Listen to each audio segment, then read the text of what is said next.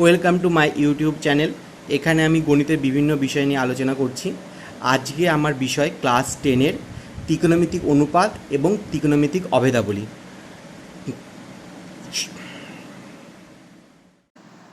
ত্রিকোণমিতিক অনুপাত এবং ত্রিকোণমিতিক অভেদাবলী, তো এটা চ্যাপ্টারের নাম। তো আমরা কি করবো, এখানে কিছু জিনিস আমাদের জানতে হবে। ত্রিভুজের সঙ্গে কোণের সম্পর্ক গঠন করাই এই চ্যাপ্টারের মূল উদ্দেশ্য।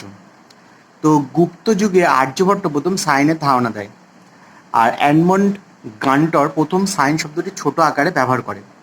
মনে করো যে একটা রশ্মি আছে, এরকম একটা রশ্মি আছে, রশ্মিটা একটুখানি ঘুরেছে, ঘুরে এরকম অবস্থানে গেছে। এই যে কোণটা আছে, এই কোণটা থিটা। তাহলে মনে করো এই জায়গাটা যদি আমি একটা দাগ টানি, এটা একটা কি হবে, ত্রিভুজ হবে। এর নাম দিলাম ও x P, R রশ্মিগুলো a dash আর এ দিয়ে দিলাম। যদি আমি এখান থেকে করি, এখানে যদি একটা সরলরেখা টানি কিউ ওয়াই, বা তারপরেও যদি একটা সরলরেখা টানি আর জেড, যদি একটু ভালো করে দেখো তাহলে প্রথম যে ত্রিভুজটা ও পি এক্স, তারপর একটা ও কিউ ওয়াই, তারপর একটা ও আর জেড, সবাই পরস্পর সদৃশ। সদৃশ মানে কি, প্রতিটা কোণের মান সমান। তো এই যে জিনিসটা আছে, তো এটাকে যদি আমরা কাজে লাগাই, কাজে লাগালে এটা একটা সমকোণী ত্রিভুজ। সমকোণী ত্রিভুজের যে কোনো একটি সূক্ষ্মকোণের সাপেক্ষে তিনটি বাহুর দুটি করে নিয়ে 6টি অনুপাত পাওয়া যায়, একে বলে ত্রিকোণমিতিক অনুপাত। আবার বলছি, এই যে একটা সমকোণী ত্রিভুজ আছে, সমকোণের তিনটে নাম হয়। সমকোণী ত্রিভুজের তিনটে হয়, এই কোণটা যদি থিটা হয় তাহলে এটা হচ্ছে ভূমি, এটা লম্ব, আর এটা অতিভুজ। তো এই দিকগুলোকে দুটো দুটো বাহু নিয়ে যদি আমি অনুপাত করি তাহলে 6টা অনুপাত পাওয়া যায়। সেই অনুপাতকেই আমরা ত্রিকোণমিতিক অনুপাত বলি, এবং কিভাবে পাবো সেটা দেখতে হবে। তার আগে একটা জিনিস মনে রাখবে, যে এই কোণটা 90 ডিগ্রি, 90 ডিগ্রি আর যে কোণটা বলেছে, 90 ডিগ্রি আর যে কোণটা বলেছে সেটা সম্মিলিত বাহুটা হচ্ছে ভূমি, বা থিটা যার সঙ্গে কোণ করে থাকে সেটা হচ্ছে ভূমি। সবচেয়ে বড় বাহু অতিভুজ, সবচেয়ে বড় বাহু সবসময় অতিভুজ হবে। আর কোণের বিপরীত দিকে যে থাকবে সে হচ্ছে লম্ব, কোণের বিপরীত দিকে যে থাকবে সে লম্ব। এই কনসেপ্টটা খুব দরকার আমাদের, খুব মাঝে মাঝে আমাদের ভুল হয়ে যায়।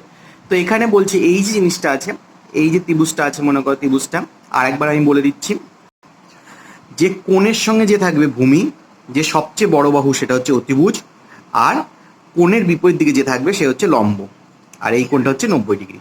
যেহেতু এটা 90 ডিগ্রি, তাহলে বাকি দুটো কোণ কি হবে, সূক্ষ্মকোণ হবে।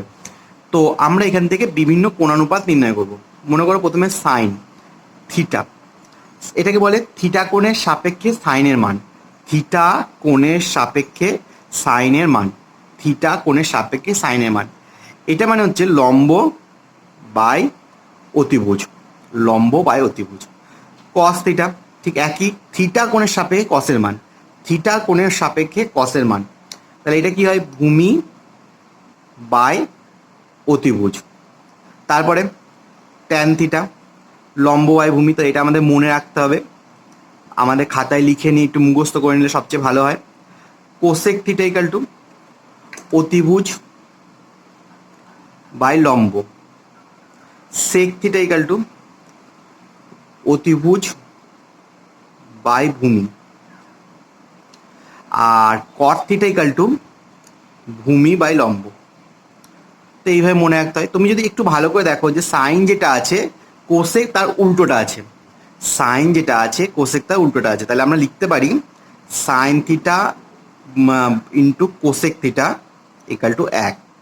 ঠিক একইভাবে পরের লাইনটা একটু দেখলেই বুঝতে পারবে। যদি আমি এই দুটোকে গুণ করে দিই, কস থিটা আর সেক থিটা গুণ করলে কী হবে 1, আর ট্যান থিটা কট থিটা গুণ করলে কী হবে 1। দেখো একটু বুঝতে পারবে যে যদি আমি গুণ করে দিই, লম্ব লম্ব গুণ করলে লম্ব লম্ব কেটে যাবে, ভূমি ভূমি কেটে যাবে, তাই এটা 1 আসছে। তাহলে আমি এইটাকে এইরকম বলতে পারি যে sine theta equal to 1 by cosec theta, বা এরকম বলতে পারি sec theta equal to 1 by cos theta, বা cot theta equal to 1 by tan theta. তার মানে কি, কোসেক হচ্ছে সাইনের উল্টো, সেক হচ্ছে কসের উল্টো, আর ট্যান হচ্ছে কটের উল্টো। এই প্রসঙ্গে একটা জিনিস মনে রাখবে সবসময়, এই অনুপাতগুলি থিটার মানের উপরে নির্ভরশীল, শুধুমাত্র যে থিটাটা থাকে, যে কোনটা মানটা দেওয়া থাকবে তার উপরে নির্ভরশীল, কোনো বিশেষ মাপের সমকোণী ত্রিভুজের উপর নির্ভরশীল করে না। মানে সমকোণী ত্রিভুজ যেরকম খুশি হোক না কেন, কোনটা যদি 30 হয় তাহলে একই রকম হয়। মনে করো এইরকম একটা সমকোণী ত্রিভুজ আছে যার এই কোণটা 60 ডিগ্রি, বা এরকম একটা সমকোণী ত্রিভুজ আছে যার এই কোণটা 60 ডিগ্রি, আমি এই ত্রিভুজের ক্ষেত্রে সাইন 60 ডিগ্রি মান যা বেরোবে, এই ত্রিভুজের ক্ষেত্রেও সাইন 60 ডিগ্রি মান তাই বেরোবে। এখানে সবসময় মানটা সেম আসে। তো আমরা করতে করতে আরও ব্যাপারটা শিখে যাবো। তো দেখা যাক। তো আমি দেখি যে স্টুডেন্টের কয়েকটা বেসিক জায়গা খুব ভুল হয়। এই যে সাইন থিটা আছে, এটা কিন্তু থিটা কোণের অপেক্ষক হচ্ছে সাইন, থিটা কোণের অপেক্ষক হচ্ছে সাইন, মানে সাইন ইন্টু থিটা না, কিন্তু সাইন ইন্টু থিটা এরকম কোনো কনসেপ্ট না, কিন্তু এই দুটো কিন্তু একসঙ্গে থাকে। ঠিক আছে, থিটা কোণের অপেক্ষক হচ্ছে সাইন। তো আমাদের যেন এই কনসেপ্টটা ভুল না হয় যে এরা দুটো গুণ আকারে আছে, কোনো সময় সাইন কেটে দিলাম থিটা থাকলো, এইরকম ব্যাপার কোনো সময় হয় না। বা cosec theta equal to 1/sin থিটা। তো আমি যদি এটাকে লিখি sine theta to the power -1, এটা হয়। কিন্তু কখনোই এটা না যে sine to the power -1 into theta, sine to the power -1 into theta, এটা অনেক বড় কনসেপ্ট। এটা আমাদের ক্লাস 12-এ গিয়ে আমরা পাই জিনিসটা। তো তোমরা এখন ভুল করবে না, যখন করবে পুরোটার মাথায় -1 দেবে, এইভাবে কিন্তু হয় না। তো এইটা একটু মনে রাখবে তোমরা। তো আরেকটা যেটা ওই যে যেটা বলছিলাম যে সাইন আলফা মনে করো সাইন বিটা দেওয়া আছে। তো এই পয়েন্টগুলো একটু মনে রাখতে হয়, কারণ স্টুডেন্টরা খুব ভুল করে, কনসেপ্টটা ক্লিয়ার থাকে না হয়তো। তো সাইন আলফা ইকাল টু কী করলাম, সাইন অনেককে দেখি যে আলফা ইকাল টু বিটা লেখে, খুব ভালো কথা, আলফা ইকাল টু বিটা হয়, আরও অনেক মান হয়, আমরা আস্তে আস্তে শিখবো। আমাদের যা লেভেল ক্লাস 10 তাতে আলফা ইকাল টু বিটা লেখাই যায়। কিন্তু অনেকে কী করে দেখি আমি সাইন সাইন কেটে দিচ্ছে, এর চেয়ে বড় ভুল আর কিছু হয় না, এর চেয়ে বড় ভুল আর কিছু হয় না। তুমি কোনো সময় কিন্তু এটাকে কাটতে পারো না, যা sine alpha equal to sine beta থাকবে, পরের লাইনে আলফা ইকাল টু বিটা, কোনো সময় এটা কেটে কুটে করা যায় না।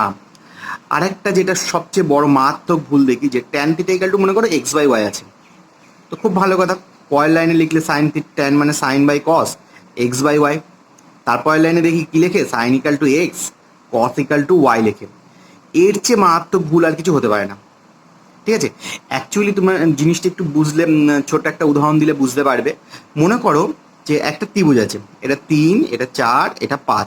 দেখো 3² + 4² 5²। আর একটা ত্রিভুজ নিলাম আমি, সেখানে আরেকটু বড় নিচ্ছি, 6, 8, 10।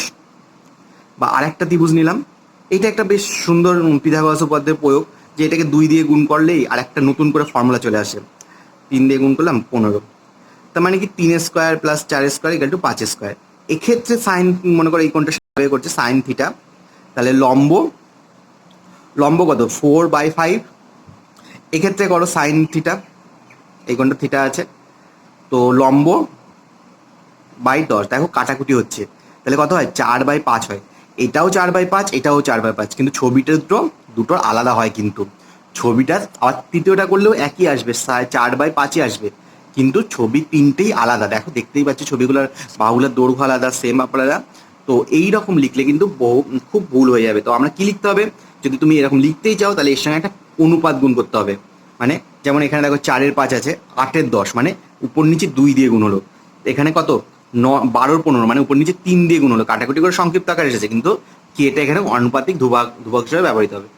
তো এইগুলো স্টুডেন্টরা খুব ভুল করে। তো আমরা চেষ্টা করবো যে আমরা যাতে এই ভুলগুলো না করি। তো দেখা যায় এরপরে কি অঙ্ক আছে। কোষে দেখি 23.1। তো এখানে আমাদের কি অঙ্ক আছে দেখতে হবে, সব অঙ্ক আমরা করবো এখন। একটিকে সমকোণী ত্রিভুজের এবিসি এঁকেছি, যার অতিভুজ equal to AB equal to 10 সেমি, ভূমি বিসি ইকাল টু 8 সেমি। তো আমি একটা সমকোণী ত্রিভুজ আঁকি, যে সমকোণী ত্রিভুজের অতিভুজ হচ্ছে 10 সেমি, নাম কি এবি, এবং ভূমি কত বিসি 8 সেমি। তো এবং লম্ব এসি সমান সমান 6 সেমি। এবিসি এর সাইন ট্যানজেন্টের মান কত, এ বি সি, মানে এই কোণের সাপেক্ষে আমাকে সাইন আর ট্যানের মান নির্ণয় করতে বলছে। তাহলে সাইন এ বি সি কোণের সাপেক্ষে আমাদের ফর্মুলা কি, লম্ব বাই অতিভুজ, লম্ব বাই অতিভুজ। তো এখানে লম্ব কোনটা, আমি তোমাকে আগেই বলেছি কোণের অপোজিটে যে থাকে সে হচ্ছে লম্ব, তাহলে 6, আর অতিভুজ কত 10, সবচেয়ে বড় বাহুটা 10, তাহলে 3-এর 5। ট্যান এবিসি সমান সমান ট্যান মানে কি, ট্যান মানে কি ভূমি বাই লম্ব বাই ভূমি, লম্ব বাই ভূমি। তো এইগুলো আমাদের মুখস্থ করে নিতে হবে, একটু মেমোরাইজ করে নিতে হবে, কারণ এগুলো সবসময় একই থাকে। লম্ব কত এখানে 6, ভূমি কত 8, তাহলে কাটাকুটি করলে কত হয় 3-এর 4। তাহলে এই অঙ্কটার ক্ষেত্রে এইভাবে করতে হবে। দুয়েরটা দেখো, সময় একটি সমকোণী ত্রিভুজ এবিসি এঁকেছে, যার এবিসি কোণটা 90 ডিগ্রি এবং এবি সমান 24 সেমি, এবং বিসি সমান সমান 7 সেমি হলে হিসাব করি sine A cos A tan A cosec A লিখি। তো দেখো এখানে যে এইটা দেয়া আছে, তো যেগুলো দেয়া আছে 7 24, তাহলে অতিভুজ মানে কি লম্ব স্কোয়ার প্লাস ভূমি স্কোয়ার। তো আমরা এখানে মানগুলো বসিয়ে দিয়েছি এবং দেখলাম এটার মান 25 আসলো। তো সাইন মানে কি, সাইন মানে লম্ব বাই অতিভুজ। লম্বের মান কত, সাইন মানে সাইন এ মানে হচ্ছে লম্ব বাই অতিভুজ। লম্ব কোনটা, এখানে এ কোণের সাপেক্ষে বলেছে। এ কোণ, এ কোণটা কোথায় আছে, এটা যেটা কোণের সঙ্গে থাকে আর 90 ডিগ্রি কোণ নিয়ে থাকে সেটা হচ্ছে ভূমি। সবচেয়ে বড় ভাব হচ্ছে অতিভুজ, আর কোণের অপোজিট থাকে লম্ব, তাই এখানে লম্বটা কত 7 আর অতিভুজ কত 25, তাই 7/25। দ্বিতীয়টা দেখো কস চেয়েছে, এই অঙ্কটার ক্ষেত্রে যেহেতু এইটা কোণ তাহলে কস ভূমি কোণটা হবে এটা 24/25। আর তারপরে ট্যান চেয়েছে, ট্যান মানে কি লম্ব বাই ভূমি, এখানে লম্ব 7/24। তারপরে কোসেক চেয়েছে, কোসেক মানে কত ও সাইনের উল্টো, তাই 25/7 হয়েছে। তিনেরটা দেখো, একটা সমকোণী ত্রিভুজের সি কোণ 90 ডিগ্রি, বিসি 21, এবি 29 হয়, তাহলে sign A cos A sign B কস বির মান নির্ণয় করতে বলেছে। দেখো 2 নম্বরটা, তো এটা কোণ এ কোণ, এটা 90 ডিগ্রি, এটা 21 ডিগ্রি বলে 21 বলেছে, এটা 29 বলেছে, তাহলে এটা কি হবে অতিভুজ স্কোয়ার মাইনাস এটা, তাহলে আমরা লম্ব স্কোয়ার করলে 420 এসেছে। প্রথমে আমাকে এ কোণের সাপেক্ষে বলেছে, এ কোণের সাপেক্ষে কোণ যেটা থাকে সেটা হচ্ছে ভূমি, আর যেটা কোণে অপোজিট থাকে সেটা লম্ব, আর যেটা সবচেয়ে বড় ভাবে অতিভুজ। অতিভুজটা সবসময় একই থাকে। তো এই যে কোণটা আছে, তাহলে এর সাইনে মানে কি লম্ব 21 বাই অতিভুজ মানে হচ্ছে 21/29। কসে মানে কত ভূমি বাই অতিভুজ 20/29। এবার কি সাইন বি চেয়েছে, কোনটাই চেঞ্জ করে দিয়েছে। কোনটা চেঞ্জ করে দিলে কি হবে, তখন এইগুলোও চেঞ্জ হবে, যেটা লম্ব ছিল এবার কোণের সঙ্গে যে আছে তখন ভূমি হয়ে যাবে, আর এইটা তখন লম্ব হয়ে যাবে। তাহলে কি হচ্ছে কস বি মানে হচ্ছে সাইন বি মানে কি লম্ব, লম্ব তখন 20 বাই অতিভুজ 20/29। কস বি একইভাবে। চারটা কস থিটা ইকুয়াল টু 7/25 হলে থিটা সকল কোণানুপাত ত্রিকোণমিতিক কোণানুপাতের মান লেখো। তো কস থিটা দেওয়া আছে, কস মানে কি ভূমি বাই অতিভুজ, তাহলে ভূমি কত, এখানে দেখো ভূমি বাই অতিভুজ দেওয়া আছে, তাহলে ভূমি যেটা উপরে আছে সেটাকে শুধু লিখলে হবে না, একটা কে আনুপাতিক ভাগার নিতে হবে, আনুপাতিক অনুপাত, কে ইকুয়াল টু আনুপাতিক ধ্রুবক, এটা আমাদের নিতে হবে। তারপর লম্ব মানে কি অতিভুজের স্কোয়ার মাইনাস ভূমি স্কোয়ার করেছি আমরা, সেখান থেকে 24কে পেয়েছি। তো সাইন মানে কি লম্ব বাই অতিভুজ, ট্যান মানে হচ্ছে লম্ব বাই ভূমি, কোসেক মানে হচ্ছে এটা উল্টো, সাইনে উল্টো, সেক মানে কি অতিভুজ বাই ভূমি, আর কট মানে ট্যানে উল্টো। তো এইভাবে আমরা সবকটা করে ফেলেছি। কট থিটা ইকুয়াল টু 2 হলে তাহলে ট্যান থিটা সেক থিটা মান নির্ণয় করি, দেখাও যে 1 plus tan square theta equal to sec square theta. Cot theta equal to 2 দেওয়া আছে, কট মানে কি ভূমি বাই লম্ব, ভূমি করো 2কে, কেটা কি আনুপাতিক ধ্রুবক, সবসময় ধরতেই হবে, নাহলে পুরো আমরা 0 পাবো। অতিভুজ পেয়ে গেলাম আমরা, তাহলে এই গেল। এবার আমাদের কি চেয়েছে tan square theta plus 1 plus tan square theta, তো আমরা মানগুলো বসিয়ে দিয়েছি। তো সেক স্কোয়ার থিটা মানে হচ্ছে অতিভুজ বাই ভূমি, সেটা স্কোয়ার করেছি, আমাদের দুদিকটা মিলে গেছে। ছয়টা দেখো কস থিটা ইকুয়াল টু 0.6 আছে, তাহলে 5 sine theta minus 3 tan theta মান কত জানতে হবে। একইভাবে আমরা করবো, কস 0.6 6/10 কাটাকুটি করলে 3/5, তাহলে কস মানে কি ভূমি বাই অতিভুজ, তাহলে ভূমি কত 3কে, অতিভুজ কত নিচেরটা 5কে, তাহলে লম্ব কি হবে অতিভুজ স্কোয়ার মাইনাস ভূমি স্কোয়ার, তো আমরা ক্যালকুলেশন করলে 4কে আসছে। তাহলে এখানে sine theta minus 3 tan theta আমরা মানগুলো বসিয়েছি, কাটাকুটি করে দেখেছি 0 এসেছে, মানে LHS আর RHS সমান এসে গেছে, এখানে প্রমাণটা হয়ে গেল।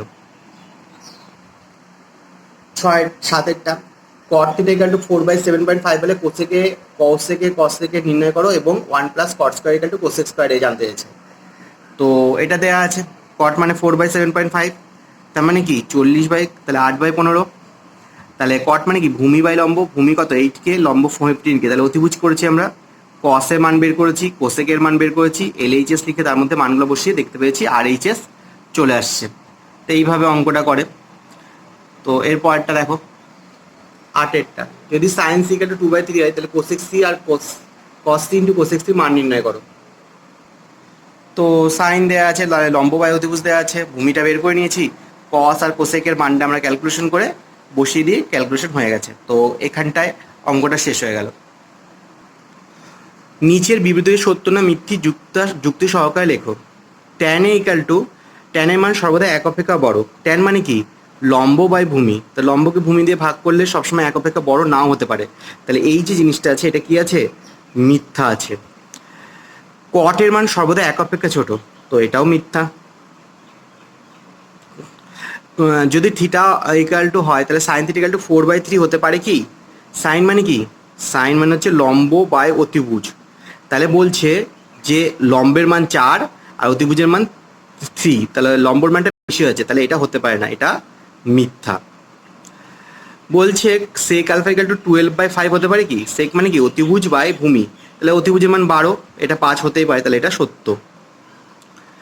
একটি কোণ বিটা জন্য কোসেক বিটা ইকাল টু 5/13 হতে পারে কি? কোসেক মানে কি? অতিভুজ বাই লম্ব, অতিভুজের মান ছোট, লম্বের মান বেশি, হতে পারে না, তাহলে এটা মিথ্যা। তারপর একটি কোণ থিটার জন্য কস থিটা ইকাল টু 3/5 হতে পারে কি? হ্যাঁ হতে পারে, লম্ব বাই ভূমি বাই অতিভুজ, তো যেহেতু হতে পারে তাহলে উপরে ছোট আছে নিচে বড় আছে, হতেই পারে। তাহলে এই হলো সত্য মিথ্যাগুলো। তো এইগুলো তোমাদের আজকের হোম টাস্ক, তোমরা বাড়িতে এই অঙ্কগুলো করো। যদি কোনো সমস্যা হয়, কোনোটা আটকে যায়, আমাকে বলো, তাহলে আমি সেটা করে তোমাদের পাঠিয়ে দেবো। আর যদি তোমরা এই চ্যানেলটিতে নতুন হয়ে থাকো, অবশ্যই চ্যানেলটিকে সাবস্ক্রাইব করে দাও এবং বেল আইকনটি প্রেস করে দাও, তাহলে এখানে কোনো ভিডিও আপলোড হওয়ার সঙ্গে সঙ্গে তুমি নোটিফিকেশন পেয়ে যাবে। আর বন্ধুদের সঙ্গে এটা শেয়ার করো যতটা পারা সম্ভব। Thank you, keep watching, keep sharing.